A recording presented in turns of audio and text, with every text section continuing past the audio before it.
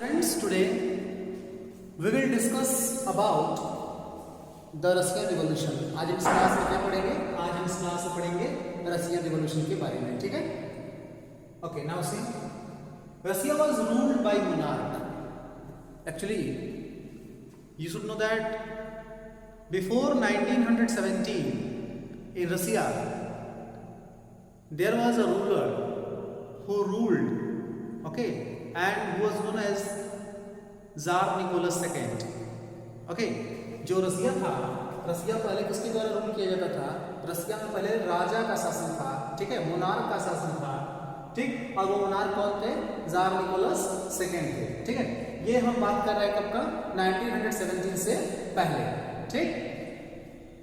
Next, the fall of monarchy in February and the event of the October are normally called the Russian Revolution, ठीक है। Russian revolution किसको कहते हैं? Russian revolution हम उसको कहते हैं, उन घटनाओं को कहते हैं जो कि फरवरी में और अक्टूबर में घटित हुई थी ना। The incident what had been happened into the February, in the month of February in 1917 and in the month of October. Okay, these events generally known as the Russian Revolution. ठीक, इसमें क्या हुआ था? फरवरी रिवॉल्यूशन में, है ना, फरवरी revolution में successfully जो गवर्नमेंट का पावर था, है ना, उसको छीन लिया गया था। कहने का मतलब कि गवर्नमेंट ने अपने पावर को सरेंडर कर दिया था, ठीक। अक्टूबर में क्या हुआ? अक्टूबर में जो सोशलिस्ट थे, है ना, वो टोटली पूरे देश को अपने कंट्रोल में ले लिए थे, ठीक। तो ये जो दो घटनाएं हैं इसको क्या कहते हैं? Russian revolution. These two incidents normally known as the Russian revolution. Okay, the Russian revolution popularly known as Bolshevik revolution, ठीक। अब देखिए, रशियन रिवॉल्यूशन को हम बोल्शेविक रिवॉल्यूशन के नाम से भी जानते हैं। ये बोल्शेविक कौन थे? एक्चुअली रशिया में दो ग्रुप था, एक था बोल्शेविक ग्रुप, एक दूसरा था मेंशेविक ग्रुप, ठीक है। तो मेंशेविक के बारे में बाद में बताएंगे, पहले बोल्शेविक वर्ड आया तो इसके बारे में जान लेते हैं कि बोल्शेविक क्या थे, कौन थे Bolshevik. This was another breakdown group of Russian social democratic labour party. ध्यान देना, Russian social democratic labour party, ये एक पार्टी थी जो टूट गई दो पार्ट में, ठीक है। जो रशियन सोशल डेमोक्रेटिक पार्टी थी, ये दो भाग में टूट गई, दो पार्ट में टूटी। एक ग्रुप जो बना उसको बोलते हैं Menshevik and second group is known as the Bolshevik, ठीक है। जो सेकंड ग्रुप है उसको हम क्या बोलते हैं? बोल्शेविक बोलते हैं, ध्यान देना। और ये जो बोल्शेविक थे, किसको बोल्शेविक कहेंगे? बोल्शेविक क्या चाहते थे? बोल्शेविक का मानना ये था कि we will bring changes in the Russia through the revolution, ठीक है। जो बोल्शेविक थे इनका मानना क्या था कि ये रशिया में चेंजेस लाएंगे, लेकिन उस चेंजेस को लाने के लिए इन्हें क्या करना पड़ेगा? रिवॉल्यूशन करना पड़ेगा। They had to do the revolution to bring the changes in the Russia, okay. लेकिन जो मेंशेविक थे, है ना, मेंशेविक इनसे अलग थे। उनका मानना यह था कि yes we will also bring changes in the Russia, but that changes will come by making their government, ठीक है। वो इलेक्शन में पार्टिसिपेशन करके, वो गवर्नमेंट को बना करके चेंजेस लाना चाहते थे रशिया में, ठीक है। लेकिन जो बोल्शेविक थे, ये एक रिवॉल्यूशनरी ग्रुप था, ये मानते थे कि हम रिवॉल्यूशन करके रशिया में चेंजेस ला सकते हैं। एक चीज और ध्यान दीजिए, it was first successful socialist revolution. देखिए, जो सोशलिस्ट थे उनका ये सक्सेसफुली रिवॉल्यूशन था, ये पहला सक्सेसफुली रिवॉल्यूशन था, ठीक है। क्योंकि बाद में जो सोशलिस्ट थे they were able to made their government in the country, okay. अब देखिए क्या है कि द रशियन एम्पायर इन 1914। अब हम लोग जानेंगे, ठीक है, कि 1914 में जो रशिया का एम्पायर था, जो रशियन एम्पायर था, वो किस तरीके का था, आइए देखते हैं। But we are talking about before the 1917 means 1914। हम किसकी बात कर रहे हैं? 1914 की, ठीक है। अब देखिए उस समय क्या था? Tsar Nicholas second was the ruler of Russia, ठीक है। उस समय रशिया में जो शासक था वो किसका था? जार निकोलस सेकंड का। He was the ruler of the country, okay. He was the emperor, okay, he was the monarch, okay. तो जो जार निकोलस सेकंड हैं, ये उस समय क्या कर रहे थे? रशिया में रूल करते थे, रूल कर रहे थे, ठीक है। Tsar Nicholas second was ruling in the Russia in 1914 after the development. अब देखिए हम लोग ये जानेंगे कि जो रशियन एम्पायर है, ठीक है, उसका क्षेत्र कौन कौन सा है और उसमें कौन कौन से धर्म के लोग रहते हैं, ठीक। उसके बाद हम लोग जानेंगे other reasons like economic, political, ना social condition, we will know later on, but first we should know about the land countries which were included in the Russia, and we will also know the different religious peoples who were also living there, ना। तो देखिए Russian empire included present day Finland. देखिए आज का जो Finland map देख लेना, ठीक है, जो यूरोप का मैप है जो रशिया के साथ जुड़ा हुआ है, उस पूरे मैप को आप ध्यान से देखोगे तब समझ में आएगा, ठीक है। You will see this video and you will also see the map. देखिए ये क्या है, जो प्रेजेंट है आज के समय में जो फिनलैंड है, जो लिथुआनिया है एंड लिथुआनिया है, ठीक है, एस्टोनिया है and the part of Poland, Ukraine, Belarus, ना, these regions were comprising with the Russian Empire in the 1914, ठीक है। 1914 में ये जितने भी रीजन्स हैं ये किससे जुड़े हुए थे, रशियन एम्पायर से जुड़े हुए थे, रशिया से जुड़े हुए थे, ठीक है। अब आगे देखिए and comprise west central Asian state, जो आज का सेंट्रल एशियन स्टेट्स हैं, जो सेंट्रल एशियन स्टेट्स हैं उसके भी कुछ भाग उस समय रशियन एम्पायर से जुड़े हुए थे या रशियन एम्पायर में इंक्लूड थे, है ना। आज जो अलग हो गए हैं, पहले वो क्या थे, पहले वो रशिया में जुड़े हुए थे, ठीक है। तो कहने का मतलब कि रशिया जो आज हम देख रहे हैं वो रशिया उस समय नहीं था, that country was different because that was included with the present some countries, okay।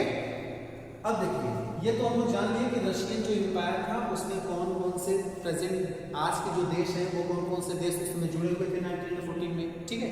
अब हम देखेंगे कि उसमें कौन कौन से लोग रहते थे, किस रिलीजियस ग्रुप का वहां पे मेजॉरिटी था, ये देखते हैं। The majority of religion was Orthodox Christianity. देखिए ऑर्थोडॉक्स का मतलब होता है कट्टर, ठीक है, जो कट्टरवाद होते हैं अपने धर्म के प्रति उसको बोलते हैं ऑर्थोडॉक्स। देखिए ऑर्थोडॉक्स क्रिश्चियनिटी जो क्रिश्चियन रिलीजन्स को मानने वाले थे, है ना, जो डीपली क्रिश्चियन रिलीजन से विश्वास करते थे, उनकी मेजॉरिटी थी कहाँ पे, रशिया में, ठीक। लेकिन इनके अलावा और भी लोग रशिया में थे, जैसे देखिए कैथोलिक्स थे, प्रोटेस्टेंट थे, मुस्लिम थे और बुद्धिस्ट थे, बट उनकी मेजॉरिटी नहीं थी। वो किस में थे, माइनॉरिटीज ग्रुप में रहते थे, मतलब इनका देश उस समय रशिया में क्या था, माइनॉरिटी में थी, ठीक है। तो उसमें हुआ क्या कि जो ऑर्थोडॉक्स क्रिश्चियनिटी को फॉलो करने वाले जो क्रिश्चियन रिलीजियस पीपल्स थे, है ना, जो क्रिश्चियन रिलीजियस पीपल हैं, उनका उसमें रशिया में डोमिनेशन था। आगे समझे। नेक्स्ट इकोनॉमी, ठीक है। अब हम लोग जानेंगे रशिया का इकोनॉमी किस तरीके का था कब, 1914 में। तो देखिए first we will know about the agriculture and after that industries, ठीक। Under the economy we will know about the agriculture activities and industrial activities. Now see majority of the Russia's population were agriculturist, है ना। जो Russia था, Russia में उसमें क्या था, 1914 तक लगभग जो मैक्सिमम पीपल थे रशिया में उनका मेन ऑक्यूपेशन क्या था, एग्रीकल्चर था, ठीक है। Most of the peoples were busy in the Russia to do the agricultural activities and they were okay producing higher agricultural product, ठीक। जो रशिया में फार्मर्स थे, एग्रीकल्चरिस्ट थे, वो बहुत ज़्यादा एग्रीकल्चर प्रोडक्शन करते थे। और उस समय रशिया में जो पॉपुलेशन था इनका, ठीक है, जो पॉपुलेशन था वो कितना था, 85%, ठीक। ओवरऑल पॉपुलेशन का लगभग 85% लोग जो थे वो क्या थे, एग्रीकल्चरिस्ट थे, है ना, they were doing agriculture, okay, ध्यान देना। This proportion was higher than the most of the European countries. अब अगर कंपैरिजन करें रशिया का और दूसरे यूरोपियन कंट्रीज का, ठीक है, तो हम क्या देखते हैं कि जो रशिया में एग्रीकल्चरिस्ट का पॉपुलेशन है वो तो 85% है, लेकिन जो यूरोप में एग्रीकल्चरिस्ट का पॉपुलेशन था वो कितना था, near about 45 to 50%, okay। Hence in the European countries most of the peoples were belonging to the working group, okay, so they were workers. Okay, बस जो यूरोप में पॉपुलेशन था उसमें लगभग 50% वर्कर्स थे, 50% एग्रीकल्चरिस्ट थे। लेकिन रशिया में देखिए only 15% workers were there and near about 85% people were belonging to the agriculture. Okay, अरे सुनिए, जो 85% पॉपुलेशन है वो किससे संबंधित है? कृषि से संबंधित है। Cultivators produce for the market as well as for their own need. देखिए रशिया में जो फार्मर्स थे वो क्या करते थे? वो बहुत ज्यादा प्रोडक्शन करते थे और उनका प्रोडक्शन करने का मेन उद्देश्य क्या था कि वो अपने क्रॉप को मार्केट में सेल करके पैसे कमा सके। ठीक है, तो वो क्या करते थे? ज्यादा से ज्यादा प्रोडक्शन करते थे, है ना, एग्रीकल्चर प्रोडक्ट का, और उसे मार्केट में सेल करते थे। And besides that they were also keeping some grains at home for their own need. Okay, next, Russia was a great exporter of grains. ध्यान देना, चूंकि हम देख रहे हैं 85% पॉपुलेशन किसका है? एग्रीकल्चरिस्ट का है, तो डेफिनेटली वहां पे एग्रीकल्चर का प्रोडक्शन क्या होगा? ज्यादा होगा, एग्रीकल्चर प्रोडक्शन ज्यादा होगा। तो जब प्रोडक्शन ज्यादा होगा ग्रेन्स का, तो उस ग्रेन्स को क्या करेंगे? ग्रेन्स को तो खुद के पास रखेंगे नहीं, केवल अपनी आवश्यकता के अनुसार वो अपने पास ग्रेन्स को रखते थे जितना वो कंज्यूम कर सकते थे, और बाकी ग्रेन्स को क्या करते थे? मार्केट में बेच देते थे। और इसकी वजह से जो रसिया था उस समय वो ग्रेट एक्सपोर्टर, यानी कि जो ग्रेन्स का है ना, रसिया उस समय ग्रेन्स का बहुत ज्यादा क्या था? एक्सपोर्टर था। ठीक है, नेक्स्ट इंडस्ट्री। अब देखिए, आपने देखा एग्रीकल्चर के बारे में, आपने क्या देखा? 85% पॉपुलेशन किसका है? फार्मर्स का है। वो हायर प्रोडक्शन कर रहे हैं और हायर प्रोडक्शन करने के बाद उसको मार्केट में सेल कर रहे हैं और अपने आवश्यकता के अनुसार, है ना, जितना वो कंज्यूम कर सकते थे ग्रेन्स को अपने पास रख रहे हैं। लेकिन क्या उस समय रसिया में इंडस्ट्रीज था? Definitely industries were in the Russia, but that were in the very few scale. Okay, now see, industry was in pocket. और पॉकेट का मतलब क्या हुआ? Industry was in pocket. Pocket का मतलब बहुत थोड़े इंडस्ट्रीज थे, है ना। उस समय रसिया में जो इंडस्ट्रीज थे वो क्या थे? बहुत ही थोड़े थे। और बेसिकली जो इंडस्ट्रीज हमें दिखाई देते हैं रसिया में वो कहाँ पे? सेंट पीटर्सबर्ग और मॉस्को में केवल। ठीक है, जो भी इंडस्ट्रीज रसिया में है वो कहाँ पे है?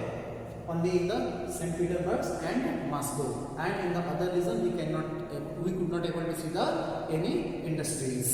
Okay, craftsmen made much of the production. Basically, what kinds of industries was in the Russia? Industries were related with the craftsmen. Okay, they were making different kinds of things and they were selling them into the market. ठीक है, तो जो craftsman industries था basically वही industries रसिया में देखने को मिलता था उस समय। ठीक है, लार्ज फैक्ट्रीज एग्जिस्टेड, लेकिन लार्ज फैक्ट्री की अगर हम बात कर रहे हैं तो that factories found okay in a very few scale. बहुत कम मात्रा में हमें लार्ज फैक्ट्रीज दिखाई देते हैं उस समय। ठीक है, और ये जो लार्ज फैक्ट्री हैं जो कि उस समय थे भी, तो वो कहाँ थे? क्राफ्ट वर्कशॉप के आसपास। ठीक, जो लार्ज फैक्ट्रीज थे वो कहाँ थे? क्राफ्ट वर्कशॉप के आसपास स्थित थे। After the development as the railway network extended in Russia in 1890s, ध्यान देना, जब 1890s तक रेलवे, है ना, रेलवे का विस्तार हुआ, उसके बाद क्या हुआ कि बहुत सारी फैक्ट्रियां सेटअप होना स्टार्ट कर दी। ठीक है, क्यों? क्योंकि railway is a very cheap mode of the transport. Okay, so that as railway network spread in the Russia, after that many other industrialists attract towards the Russia and they set up their own industries. Okay, as the numbers of the industries set up, after that the demand of the coal increased, so we can see the coal production doubled. Okay, as the demand of the coal increased, after that the production of coal also doubled. Okay, and iron and steel production, actually iron and steel, okay, production quarter. ठीक है, ये 4 गुना बढ़ गया। Iron और steel का जो production है वो कितना बढ़ गया? 4 गुना बढ़ गया। ठीक है, till the 1900 factories workers and craftsman were almost equal number. ध्यान देना, जो फैक्ट्री वर्कर्स हैं इनकी संख्या बहुत ही कम थी रसिया में। ठीक है, और जो क्राफ्टमैन की इनकी संख्या ज़्यादा थी। क्यों? क्योंकि ये ट्रेडिशनल वर्कर्स थे जो कि अपने विभिन्न प्रकार की चीज़ों को बनाते थे और मार्केट में सेल करते थे, तो इनकी संख्या वहाँ ज़्यादा थी। ठीक, लेकिन जो फैक्ट्रियों में काम करने वाले लोग थे उनकी संख्या कम थी। क्यों कम थी?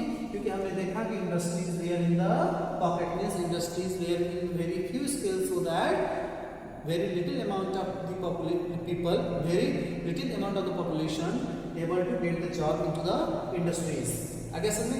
अब देखिए क्या हुआ कि जैसे जैसे इंडस्ट्रीज सेटअप होने स्टार्ट हुए है ना, वर्कर्स की संख्या बढ़नी शुरू हो गई और 1900 तक, till the 1900 the factory workers and craftsman population became equal. Okay,